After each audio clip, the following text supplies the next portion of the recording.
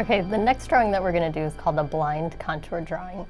This is still one of your short drawings, so you don't want to worry about having a timer, but I would say at least spend 2 minutes on this drawing. And it's called the blind contour because it's blind. You aren't going to be looking at your page. However, you are going to be looking at the subject that you're drawing. And it's a contour drawing, so that's just another word for an outline drawing. So it's still just a basic outline drawing that you're going to do in a short amount of time. If you only have time to practice one of these types of drawings over the next few weeks, I would say practice this drawing the most. It's going to be the best skill builder of all of these very intro basic drawings. The idea of this blind contour drawing is that it's a way to build your hand-eye coordination. So basically what's happening is you're looking at your object, your eyes are taking in that information and sending an electrical signal to your brain, and then you're trying to get your hand to coordinate so that whatever shape you're seeing is the same size and shape that your hand is drawing. That takes a lot of practice for your brain to do, so you want to be able to cut out some of the more difficult parts of it, like trying to make sure that the placement of everything is right. Instead, what you're going to do is you're going to block your view of the page so that you don't have to worry about getting the placement of everything right. And then your hand, you want to almost imagine that your pencil is gliding over the shape that your eye is looking at so that they're working in unison together. This kind of practice, even though you're going to wind up with a drawing that looks really weird for the beginning, hopefully it's going to be an entertaining drawing. And this kind of practice is the thing that's really going to make you a much better drawer when we go back to looking at the page and looking at the object at the same time. Okay, so to set up, what you'll notice is that I grabbed the tin top of my pencil case, and I'm holding that under my chin so that I can block my view. That way I can't see my paper, but I can just look at the subject that I'm drawing. And in this case, it's a little plastic donkey. So you're going to notice that I start with the face, and I'm going to draw all the detail as I go. And then I'm going to work my way down to the back end of the body and work on the tail. So you'll be able to see all of the parts that I'm working on as I'm drawing them. However, they're not necessarily going to fit together perfectly because I can't see my page. So I'm just trying to get a sense of the amount of space that my pencil is moving and try to gauge that space accurately with my hand while I'm looking at that same space with my eye.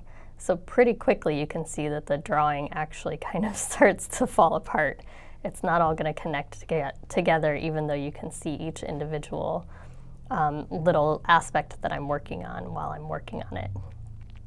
Remember that you want your eye to be working at the same pace as your hand, so you don't want your eye to move too quickly or to wander off of the object. If it's looking someplace else, you need to bring it back to where the point of your pencil is.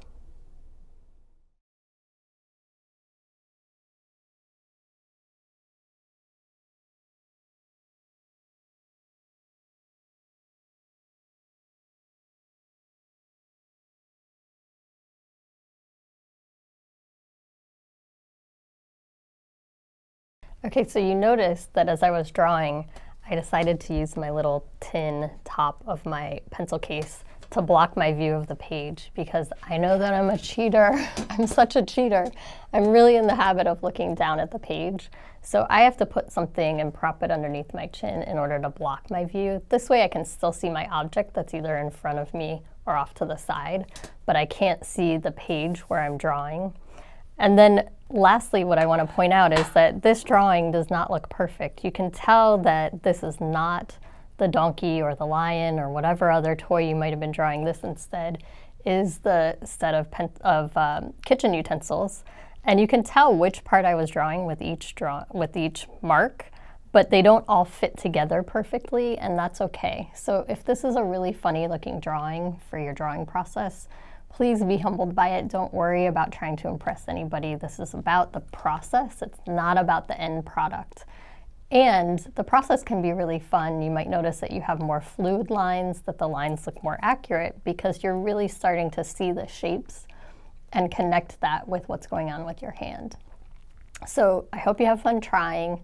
Another really fun and funny way to do this drawing would be to draw your family members. So if you want to, you could set your little brother up and draw his face maybe just from the neck or the shoulders up, and because he won't be able to stand still for very long. But it's a really fun way to get your family involved in your drawings, and that way you can do a lot more practice. Thank you all so much for watching. More videos are coming soon, so if you wish to subscribe to my channel, go ahead and do that. And also you can check out my website, lzmstudio.com.